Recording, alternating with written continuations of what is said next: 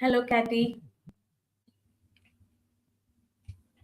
Hello. Hello, can you hear me? Yes, Are we yes. good? Yeah. Yeah. How are you? Hi, doing well. How are you? Yeah, I'm doing great. Thank you. And before starting a session, I want to introduce you to our audience, Kathy. Yes, thank you. Yeah. Kathy Keane Montgomery is a PhD candidate in industrial organizational psychology with a secondary doctorate in anthropology, researching how cultural intelligence shapes leadership outcomes in multicultural teams. She created the Cultural Intelligence CQ Triangle framework and produces educational content connecting organizational anthropology with practical leadership. Her work explores knowledge systems, AI ethics, memetics, and the evolving leadership between technology and organizational culture. That was a great bio, Cathy, and the stage is all yours. Yes, thank you. Thanks for having me. I'm very excited to be here. I was a little bit last minute about it, so I appreciate the patience on everybody on their level. So I have a set of slides here. Is it okay to bring those up? Or is there an easy way to bring them up? Maybe that's a better question. Let me see. One second. Let me get the presentation up for you all. New technology, All right. So I'm going to give that a moment so I can share my screen with you all and you can see my set of slides. Let me know once it comes up if possible. Looks like it's trying to.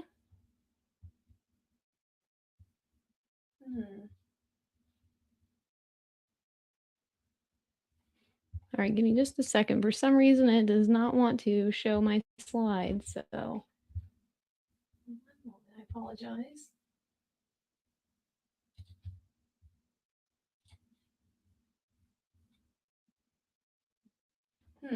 Okay, let me switch screens here. Sorry about this. It was just working a moment ago. All right, there we go. And this time it should work. No problem. All right, hopefully you can see my screen now. It says it's trying to share my screen at least.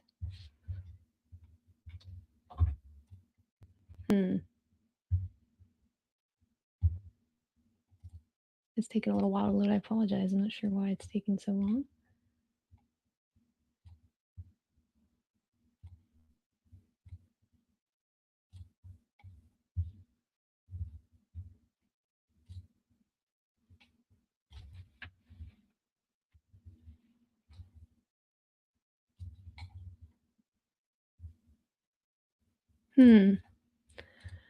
All right, well, I, for some strange reason, cannot show my window, and I apologize for that, but I'm going to talk to you all about what culture actually means. So I will drop my slides a little bit later on. I'm not really sure why the screen share isn't bringing them up, so I apologize for Yes. that. But Kathy, I want to talk about what culture actually means and why leaders often get it hello, wrong. Kathy. Yes, ma'am. Uh, do you need any assistance from our end? Can we share your presentation If he from could share our my end? slides if there's a way he could share my slides, that would be great. For some reason, the MacBook I have doesn't wanna give approval to share my Google Chrome screen. Okay. Do you uploaded the presentation in Ye driving? yes, they're on Okay. there. Okay, then Mhm. give me a minute so I can share. Yeah, not a problem. Thank you so much. I was trying so many different ways, and I just did not have any luck. I appreciate that. Sometimes MacBooks can be kinda difficult like that, so thank you.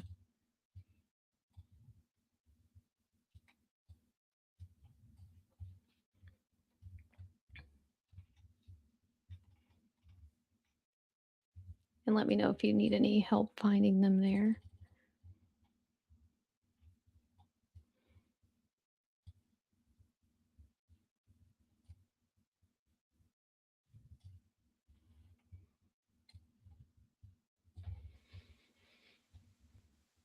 Ah, perfect. Oh my gosh, you made it seem so easy. I have no idea why mine is not being that simple. Thank you so much. Okay, we'll reset here for a second. So I do want to start with a word that you've probably heard 1,000 times, which is the word culture, with a big C. But you see it in job postings. You've sat through a million culture audits, or maybe you've been told that you were a culture fit, or maybe you were revealingly told that you were not a culture fit. But something I want to ask you today is that when you hear the word culture, what do you actually think that it means? And I'll give you a moment to think on that or steep on it. Because really, the definition that you've been handed to at work and the definition that anthropologists have been working on for over a century are two genuinely different things. And that gap is costing us very greatly. So, somewhere in the last few decades, culture got quietly annexed by organizations. So, on this next slide here, if you could advance that for me, thank you. It did become shorthand, saying the word culture for how we do things here, meaning the organization. So, for value statements that you see on fancy walls and collaboration workshops and team building retreats, and these things, they are real and they are narrower than what culture originally had described.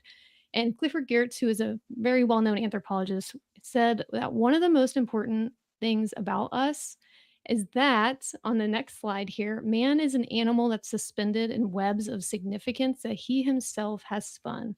And it says that I take culture to be those webs, which are webs of significance. So the deep, often invisible systems of meaning that tell us what authority looks like, what trust requires, what silence communicates, and whether time is a resource or is it a relationship. And this is the anthropological definition, and it is bigger and older than any org chart you've ever seen where you work. And culture is what you bring into the room when you walk in. It's shaped by your history, your community, your language, and the meaning systems that you were handed long before you ever had a specific job title. These are the things you bring into the room with you. So, on this next slide, I'll talk about what culture actually is. So, Edward Hall, another foundational anthropologist, he put it this way: culture is the invisible architecture of everything that we do. Think about how differently these four dimensions play out across cultural contexts. There's authority, where in some cultural contexts, speaking directly to power is expected, it's a sign of confidence.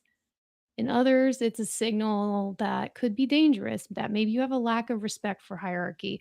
And really, neither of them are wrong, right? It just depends on the context. But both are real. So, on this next slide, you can bring that up whenever. I'm going to talk about trust too. So, there's authority, trust, time, and silence. So, for trust, mm, trust is built through a track record of competence, right? For others, it requires shared meals, personal disclosure time. And if you're operating on one framework and your team members operating on another, you are both trying and neither of you knows what you can't figure out why it's working. Like, why isn't this working for me? Why isn't this fitting? How come we're both putting in the same level of energy and neither of us are getting anything in return like we had expected? So that third one though is time, and this is so challenging, especially when I've worked with people across different cultures around the globe. That time is challenging. Linear time, though, schedules, deadlines, punctuality as professionalism, it is one cultural relationship with time. There's relational time, where the conversation matters more than the clock on the wall.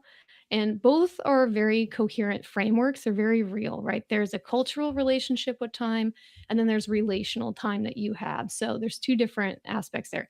Then we have the last one, which is silence. This, depending on your cultural lens, silence in a meeting might mean agreement, could be deep respect, it could be profound discomfort for many people, or contempt. I'm extroverted, so my version of silence or feeling that silence may differ from someone who's a little more introverted.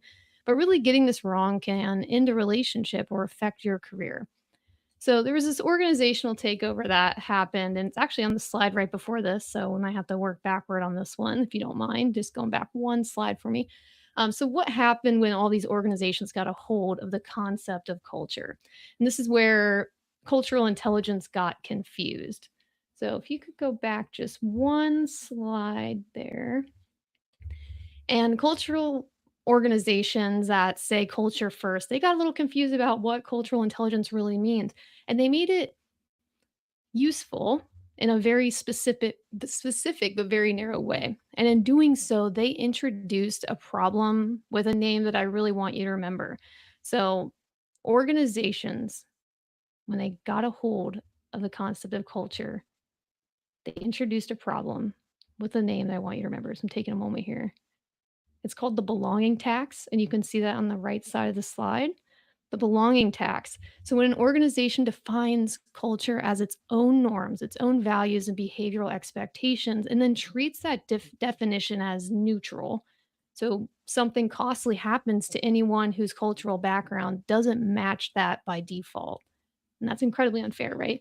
Those individuals have to translate constantly. They have to translate the way they communicate, translate the way they express confidence, how they look, how they dress, how their hair might look, and the way that they navigate hierarchy, even the way that people give feedback are all shaped by this. And all of it gets processed through a second filter before it exits. And that translation carries a huge cost, a huge deficit, and that's cognitive energy, emotional energy, resources that could otherwise go toward contributing, innovating, and leading. They are instead going toward managing the gap between who someone is and who the organization expects them to perform as. And this is a systems design problem.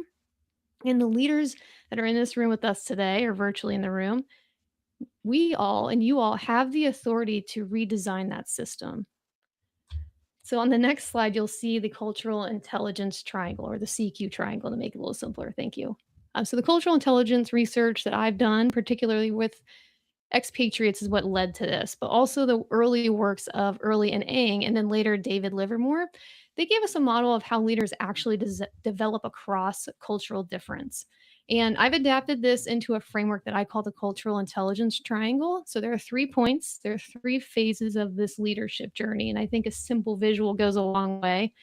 So there's the first part, which is the performance confidence that you'll see there at the top, marked number 1. So performance confidence, this is where most of us start. We enter a context from a foundation of demonstrated competence. We know who we are professionally and we know what works. And then over to number 2, which is actually on the left side, is friction. This is the moment that context shifts and tools stop fitting. And most leaders either tighten up here or they're doubling down because they're interpreting difference as inefficiency. Or they even pause. Maybe they get a little bit curious. And the difference between those 2 responses is the entire game. So the difference between tightening here and then doubling down, interpreting indifference as inefficiency. So pausing is okay. It's okay to stay curious. We encourage curiosity, but that's what happens when we get to friction. And then there's relational growth, that third one. So, what becomes possible when a leader moves through friction with intentionality? And this is genuine expansion that happens of their relationship, of their team, of what becomes achievable together. So, you go through these different phases. You have performance confidence, you have friction, and then relational growth. And shaping all 3 of these points from the outside are identity, power, and systems. And these are forces that every leader brings into the room, whether they choose to name them or not. They are there. So you'll notice in this display that I've given on this slide, I have each of those 3 areas laid out. And then on the outside of that triangle, you can see the pressures and the things that are coming from the outside that the leader brings into it as well. So on the next slide here, I'm going to tell you a little bit about what performance confidence looks like. So go through each of these 3. Performance confidence is incredibly important, but not a lot of people talk about it in a cross-cultural context, which is incredibly special to do today. So you walk into a new team or a new country, a new stakeholder relationship, and you've probably done this a time or 2. Maybe you've done the work before even, and you know how to read a room. You know how to build alignment. You know how to move things forward. This is a comfortable space for you. And then slowly or suddenly even something stops working. Feedback that you're giving is received as criticism, or directness is read as aggression. Maybe silence in a meeting suddenly feels hostile and it hasn't before. And someone who used to nod through the whole conversation does nothing afterward. And you're just met with this confusion, this misalignment. All of these things that I just stated are a type of data. It is your framework, like what I had just mentioned, and that triangle. It is your framework encountering a different framework. And that's where the friction results, and that's a signal worth reading. So that's where your two frameworks are interfering with each other. There's some kind of friction happening there. So the next slide is about friction. So friction is the diagnostic moment. And there are two responses a leader can have during friction. The first one I mentioned earlier is that tightening. And this is a really instinctive one, right? You really want to just double down on what has worked before. You interpret that friction as evidence that the other person needs to adapt, that it's not you. I'm not the problem. They are. Or maybe that's that you think the other person needs to communicate better. Hey, get with the program, right? Like, why aren't you on the same page as me? And then power becomes imposing rather than translating. And then that second one, and I mentioned there are two responses. The first one was tightening, the second one is inquiry. This is where you're pausing. You're asking yourself something like, what am I assuming that the person across from me may not share? Whose framework is the default in this room, and why is it the default in this room? What would I see if I looked at this situation through a different lens? And so that second response, the one I just shared, that moment of genuine curiosity rather than defensiveness is where cultural intelligence really lives. And for the leaders that are in this virtual room, I'll say this is also where your authority becomes an asset rather than a barrier. And when you are the person choosing what to do with that power, you can also choose inquiry over imposition. And it's the most sophisticated thing a leader can do. And it's available to all of you. And I'm seeing some things in the chat. I'm going to take a peek. Oh my gosh, this is such a great question about, do leaders model the standards they expect from others? Absolutely lead by example, but also create opportunity for you to set a new standard, create a new precedent. That's a fantastic question. We should absolutely lead by example. And that also includes bringing new things in that people haven't seen before. I love that question. And thank you for moving the slides along. I appreciate that. So that second response to that moment of genuine curiosity, that's when you're the person with the power. You're choosing inquiry over imposition. It's the most sophisticated leadership move that's available to you. It's incredible when you have this moment, that realization, and which actually brings us to the third one here, which is relational growth. This is the best part. This is the part we all want to hear about, which is when a leader moves through that stage of friction, what that kind of intentionality means. Something shifts in that relationship. So on the next slide, once that pops up, you'll see relational growth. And this shift happens gradually and sometimes a little unevenly. But over time, the people on your team start to experience something that maybe they've never expected. They can contribute from their full cultural selves without paying that translation tax. I mentioned belonging tax earlier. This is a translation tax because things get lost in translation, and we don't want that for people as much as we don't want that for the words we say, right? So you want people to bring their full cultural self with them. And the research that has been done on this is very clear. I've done some of this research myself through my dissertation, which focused on leader member exchange theory, and that was developed by Grain and Ulbien. And that tells us how and what the quality of the one on one relationship between a leader and their direct reporter, their team member, what it influences. How does it predict retention, their performance, their engagement, better than really almost any variable? I highly recommend looking into leader member exchange and understanding the give and take of that relationship and how it influences so many things in your day-to-day work life or the work life of those who report to you, of course. But culturally intelligent leaders, though, they build higher quality relationships across cultural difference. So, with that, when we have culturally intelligent leaders who are understanding those different frameworks, and you're focusing on like leader member exchange, retention improves. Belonging will increase. People will feel like a culture add and not a culture fit. Right? They're bringing something new, not just being crammed into a box. And then improved performance obviously follows with that, and leaders who stay curious when it maybe would have been easier to stop, that's really what moves that outcome. So on this next slide, after relational growth, this is the part where I'm going to bridge it with some research here. So my own dissertation research sits exactly at that intersection, examining how cultural intelligence shapes leader member exchange quality in a multicultural team or in a multicultural global organization even. And the data is consistent across these contexts that the leaders who move through friction with inquiry and curiosity, they build measurably stronger relationships with the people they lead. And those stronger relationships, as I mentioned a moment ago, through leader member exchange theory, which has been documented for decades, it predicts outcomes that org charts and salary bands just cannot possibly predict. As you can imagine, when you can communicate across cultures and understand how your relationship with those on your team influences things, those two things together, it's exceptional. You will feel powerful in the most positive ways possible. So I don't want to move too quickly through this, but I do want to move to this last slide before we close up a little bit here. I do want to ask 4 questions that are worth writing down, and hopefully they'll sit with you. And you're welcome to answer these in the chat. And then I'll also catch up with the chat because I have a separate monitor. I was trying to fight with the presentation. But I'm going to leave these questions for you all to maybe jot down and just keep in the back of your mind or maybe in your frontal lobe. So, when you are in a meeting or you're experiencing something, it's important to ask whose cultural norms are defining success in your organization. So, whose cultural norms are defining success in your organization? And this is kind of a packaged question. So it's a little more than 4 questions, actually. To add on to that, are those norms treated as neutral when they are actually specific to a particular group?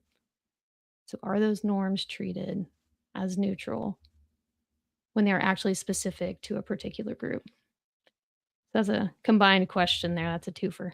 And then the second question, technically third, when friction appears in your leadership, are you tightening or inquiring? So are you tightening up and becoming restricted, or are you staying curious? These are things that's pretty easy to evaluate in yourself when you think about it. So just next time you encounter friction, think on that for just a split second, even. And then the next question is, are you building relationships strong enough to hold difference, where your team members can contribute without translating themselves out of existence? So, are you building relationships strong enough to hold difference, where your team members can contribute without translating themselves out of existence? And then the last one, are you teaching navigation or understanding? Always like this one, navigation or understanding. Because there is a real difference here between teaching people to fit into a system and building a system that fits people, right? Like I mentioned, we don't want to say you're a culture fit, you're a culture add, you're a value add.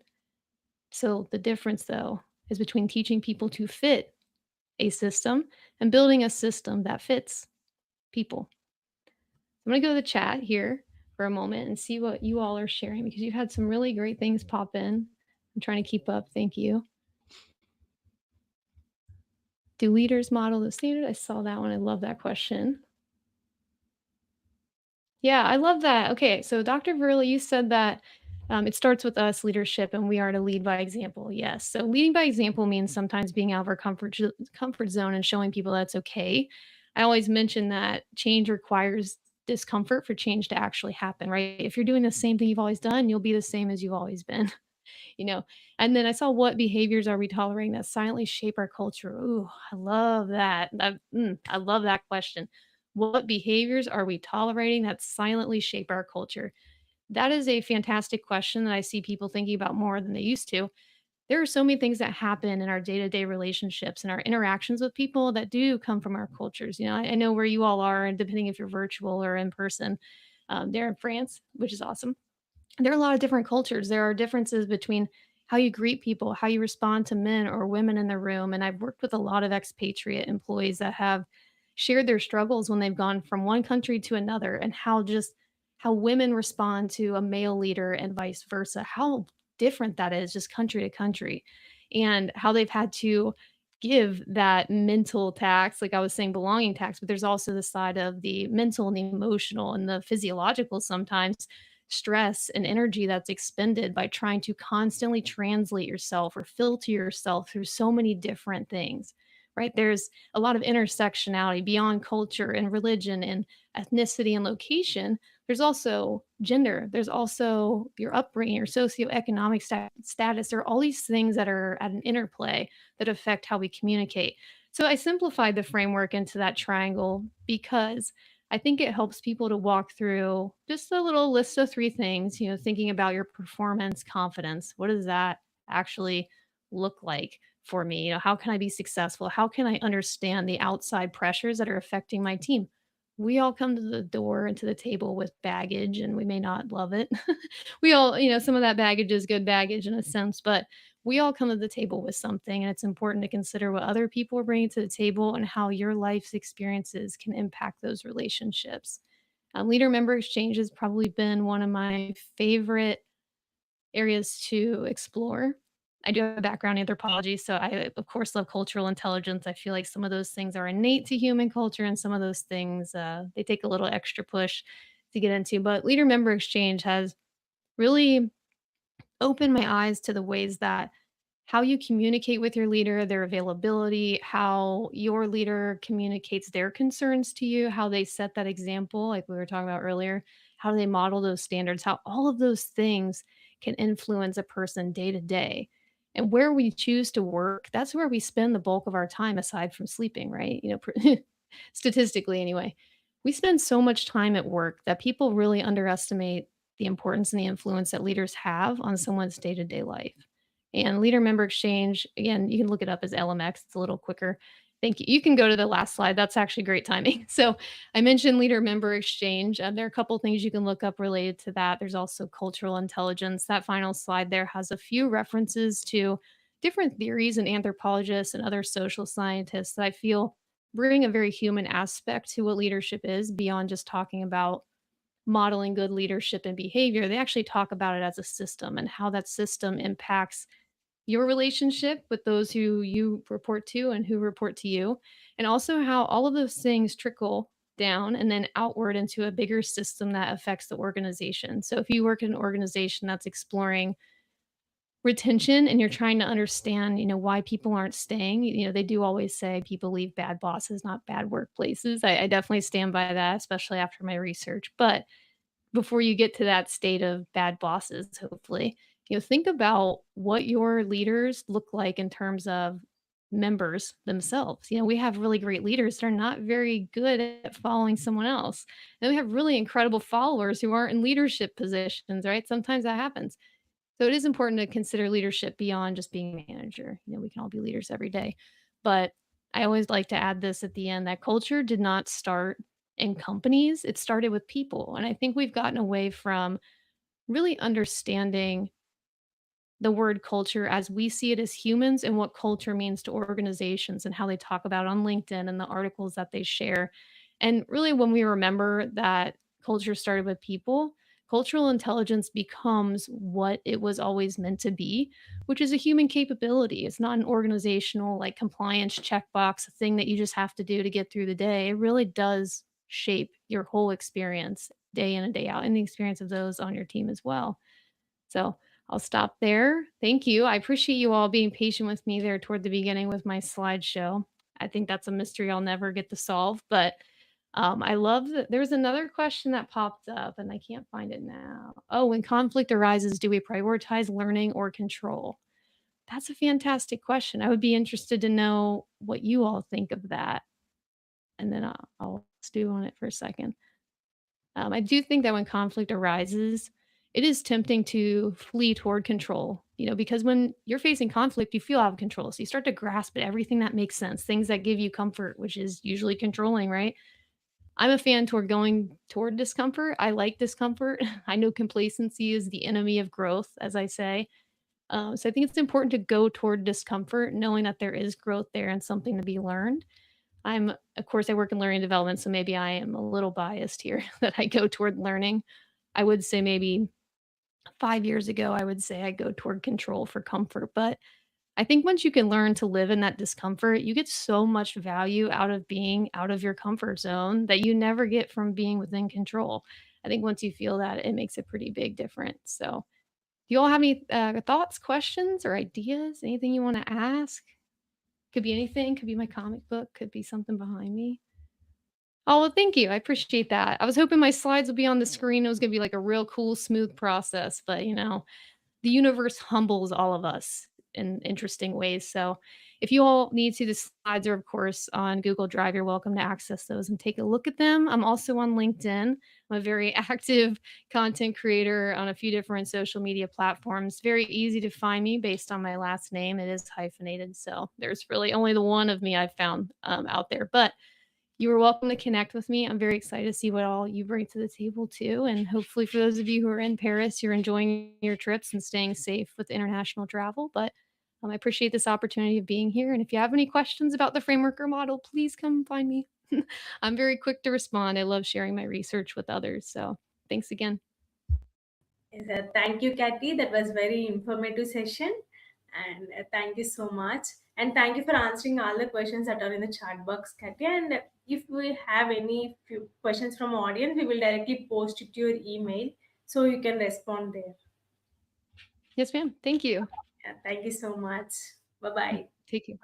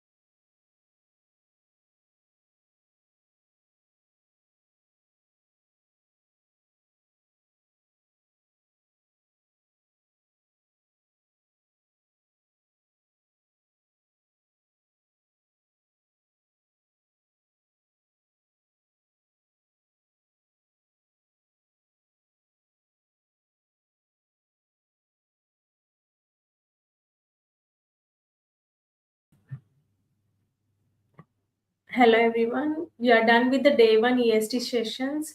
Thank you for joining and thank you for all your support.